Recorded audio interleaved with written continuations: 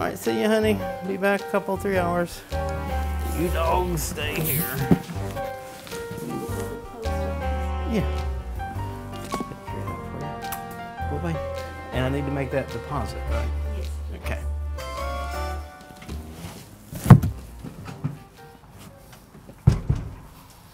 Well, hey everybody. Last time we left, it was how to file a lawsuit.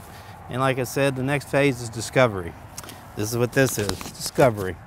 My first attempt at discovery didn't work out too well. I quoted the wrong federal law instead of the local law. But, you know, you learn from your mistakes. I have 70 subpoenas for city staff and PACT staff going out, and the way it works, you have to tell them you're going to subpoena them, and then you actually have to serve them with the subpoena. And we'll go into that a little later. But this all started about 9 months ago, and now you learned how to file a lawsuit. This is discovery phase, and let's go on to the post office and get this done.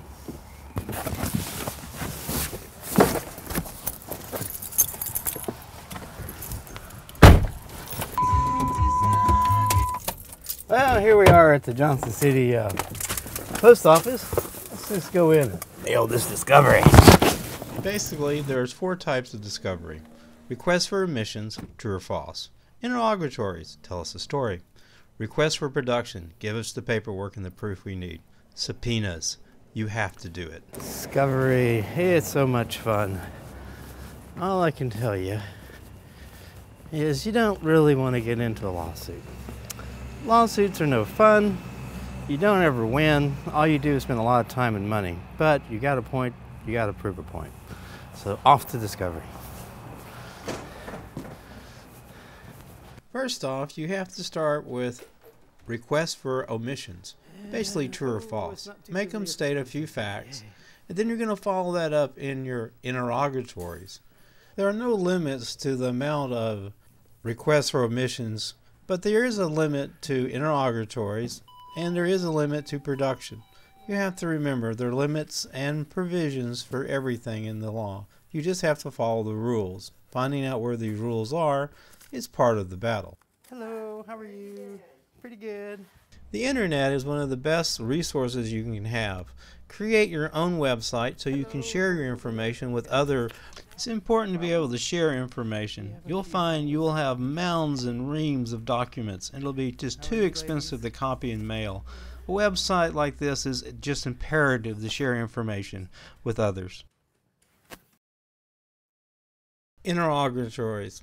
Tell me a story. As you can tell, we took our first admit or deny, and now we're asking questions about that. Later on, we'll be asking for production of documents on the same information. It's very important to keep it specific and to the point.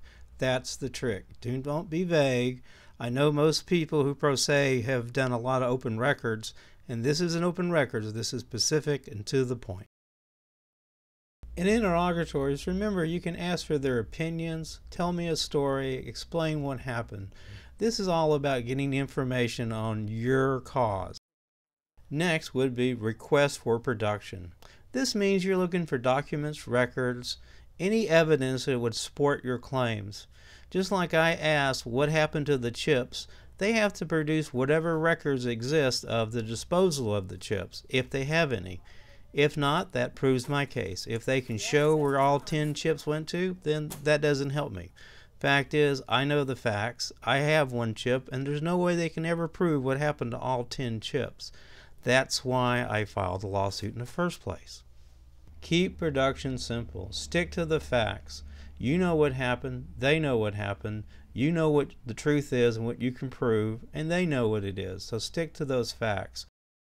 Now it's time to subpoena your witnesses. This is a process you have to go through. There are several things you have to remember.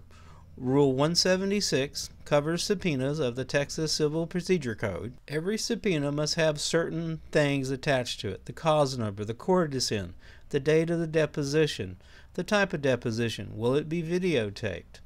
These are all things that have to go out in the notice and in the actual citation. Now, attorneys can file their own. Pro se's, you have to draw up your own, go down to the county courthouse and get the clerk to sign them. Then you have to have service. Now, service can be done by any law enforcement, sheriff deputy, county officer, and any individual over the age of 21 and not a party to the lawsuit. So anyone can serve a subpoena.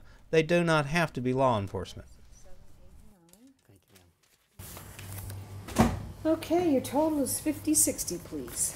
Okay, you still take greenbacks. Well, discovery, it's off, it's in the mail. Now they have 30 days to respond. It's November 5th, beautiful November day. They have December 5th or 6th to respond.